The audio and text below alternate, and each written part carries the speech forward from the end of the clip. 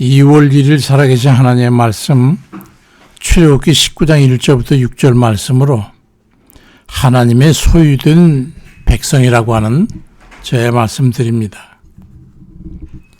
우리는 친탁입니까? 외탁입니까? 유전적 요소가 아버지 쪽을 많이 물려받았나 아니면 외가 쪽을 많이 물려받았는가는 그런 말이죠. 그전에는 양자 제도가 있었잖아요. 자식이 없어가지고 대를 잇지 못하게 되면 조상에게 죄를 지은다는 개념이 있어가지고 양자를 들여서 성씨를 물려주고 재산도 물려주고 그래가지고 그로 하여금 대를 잇게 했던 거죠. 그래서 그 집안의 성격적 특성이나 골격 등에 있어서 유전자가 같지 않으니까 전혀 다른 성격적이거나 외관상 어떤 그런 모습을 띠게 되는 거죠. 물론 좋은 경향도 있지만 나쁜 경향도 띠게 됐습니다. 하나님께서 이 같은 일로 인해 가지고 어려움을 겪으셨던 모양입니다. 이사야 5장 1절 2절에 나는 내가 사랑하는 자여 노래하되 내가 사랑하는 자의 포도원을 노래하리라.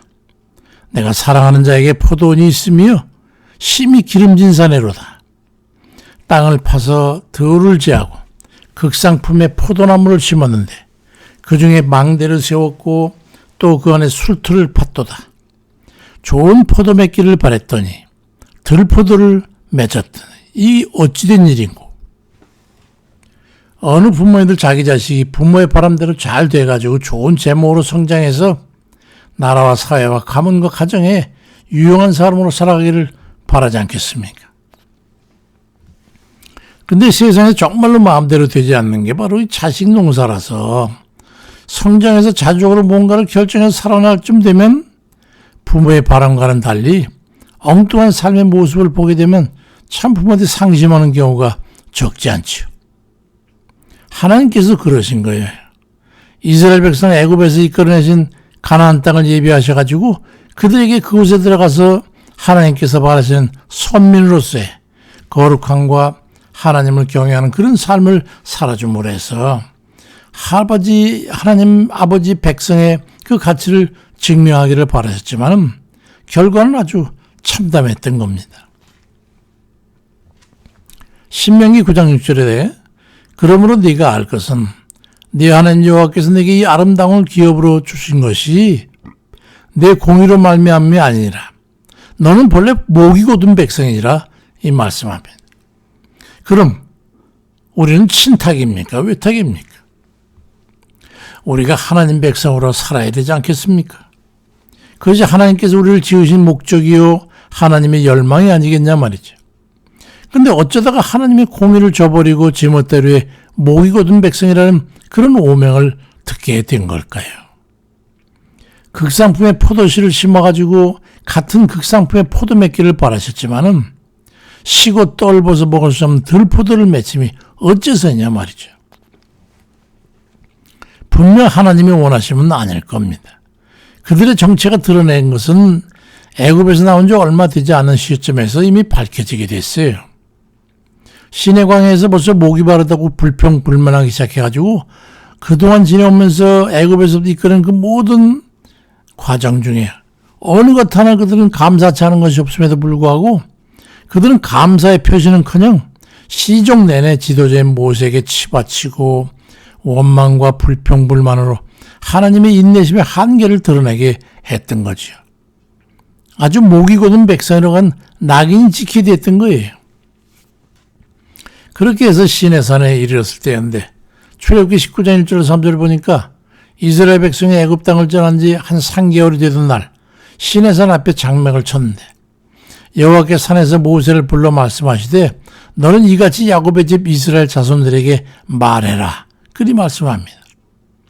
하나님께서 모세를 통해서 이스라엘 백성들에게 하신 말씀은 다음과 같은 겁니다. 출애굽기 19장 5절 6절에 세계가 다 내게 속하였나니 너희가 내 말을 잘 듣고 내 언약을 지키면 너희는 모든 민족 중에서 내 소유가 되겠고 너희가 내게 대하여 제사장 나라가 되고 거룩한 백성이 될 거다. 너는 이 말을 이스라엘 자손에게 전할지니라 이리 말씀하셨어요. 하나님께서는 제발 너희들 말 좀 들으라고 그러시는 거예요. 내 말을 잘 듣고 너에게 약속한 계명과 율례를 지켜 행하면 온갖 복을 다 주시겠다고 조건부 약속을 하셨던 것을 그 백성에게 상기시키면서 너희가 과연 그대로 행한다면 너희는 내 소유가 될 것이고 제사장 나라 거룩한 백성이 되게 하시겠다고 말씀하시는 거예요. 우리 큰 걸 바라시는 게 아닙니다.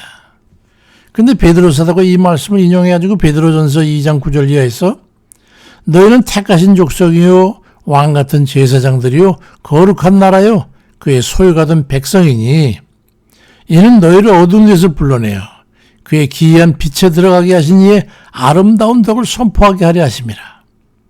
너희가 전에는 백성이 아니더니 이제는 하나님의 백성이요 전에는 긍휼을 얻지 못하였더니 이제는 긍휼을 얻은 자니라. 사랑하는 자들아 거리무침과 나귀와 같은 너희를 권하노니 영혼을 거스러 싸우는 육체의 정욕을 제어하라고 말씀합니다. 제어하라고 말이죠. 하나님 백성으로 산다는 것은 이전에 속했던 세상으로부터 나뉘는 겁니다. 세상의 소유로부터 분리되는 거예요. 제어한다는 것은 억누른다는 거예요. 우리 육신의 정욕을 억누르는 거예요. 절제하는 거예요. 참는 거예요. 인내하는 거예요. 베드로 사도는 우리가 하나님의 택하신 족속이요 왕 같은 제사장이요 거룩한 하나님의 백성이 되기 위해서는 영혼을 거스르는 그 육체의 정욕을 제어하라, 억눌러라, 절제해라 그런 말씀하고 있는 거예요. 육체의 욕심과 세속에 바라는 것은 대부분이 정욕과 이기적 욕심에 뿌리를 두고 있는 게 대부분이기 때문에 그것에 만족하기 위해서는 경건과 거룩한 것과 이 상충될 수밖에 없는 거예요. 그러니 영혼의 정화에 걸림돌이 되는 것은 도가 넘지 않도록 억제해야 되는 거예요. 절제를 해야 되는 거죠. 참아야 되는 거예요. 요한일서 2장 16절에 이는 세상에 있는 모든 게 다 육신의 정욕과 안목의 정욕과 이생의 자랑이니 다 아버지께로부터 오는 것이 아니요 세상으로부터 오는 것이라고 말씀합니다. 그 사도 바울도 로마서 13장 14절에 오직 주 예수 그리스도로 옷 입고 정욕을 위하여 육신의 일을 도모하지 말라고 말씀했던 겁니다. 우리가 걸어가는 믿음의 길이 얼마나 걷기 어려운 길이라는 것을 알고 오늘도 우리 자신을 하나님 뜻에 쳐서 복종시킴으로써 한 발자국씩 우리 영혼이 자유롭고 거칠 것이 없는 하나님의 소유로서 다가가는 그런 담대한 삶이 되시기를 주의 이름으로 축원드립니다. 감사하신 아버지, 우리가 어찌 하나님 백성이 되었습니까? 우리가 한 것이라고는 아무것도 없음에도 아버지께서 그렇게 인쳐주셔서 우리가 하나님 백성을 택하신 족속이고 왕같은 제사장이고 거룩한 하나님 백성이라고 인쳐주셨사온데 우리는 그의 삶에 미치지 못하는 삶이 여전히 계속되고 우리의 내면에서는 여전히 갈등이 계속되고 있습니다. 그렇지만 아버지, 우리가 믿음으로 주를 의지함으로 해서 절제하고 또 억제하고 우리 자신을 쳐서 하나님 뜻에 복종시키려고 하는 그런 노력을 통해서 하나님 뜻에 가까이 가는 줄 믿습니다. 이제 사도를 통해서 우리에게 말씀하신 바와 같이 우리가 세상의 정욕을 억누르고 억제하고 절제하면서 육신의 일을 잘라버리고 오직 하나님이 기뻐하실 까지 그 삶을 살아가는 그런 복된 자이 되도록 인도해 주세요. 위선역함을 아시는 주님께서 우리 온전한 것을 말씀하시나 완벽한 것을 말씀하시는 것은 아니고 여전히 너희들은 노력하고 힘쓰고 애써서 우리 하나님 뜻에 복종하라고 하는 뜻을 주셨으니 오늘도 우리 자신을 쳐서 절제하고 억제하면서 우리 모든 저희를 이끄는 것들을 참고 인내하면서 우리 하나님 뜻을 행하는 그런 저희들에게 인도해 주세요. 아버지 육신이 약한 이들과 또 우리 기도하는 이들 아버지 기억해 주셔서 어렵고 힘든 과정에 있거나 병 중에 있거나 괴로움 중에 걱정 근심 중에 있거나 또 일들을 놓고 주님 힘차게 나가지만 아버지 힘에 붙여서 도움의 손길이 필요한 그런 이들도 우리 아버지 기억해 주셔서 그들에게 주님 복을 주세요. 그 힘든 과정을 터던 아브라함과 이삭과 야곱을 통해서 복 주셨던 하나님, 그들 모두가 다 어려운 과정 속에 아버지 하나님만 오직 의지하고 주의 도우심을 받아 나갔던 그들의 발걸음처럼 우리 아버지 백성들 기억하셔서 저들 기어이 그 믿음으로 승리하게 도와주세요. 아버지, 오직 주님의 손에만 의지하고 예수 그리스도의 이름으로 기도드립니다. 아멘입니다.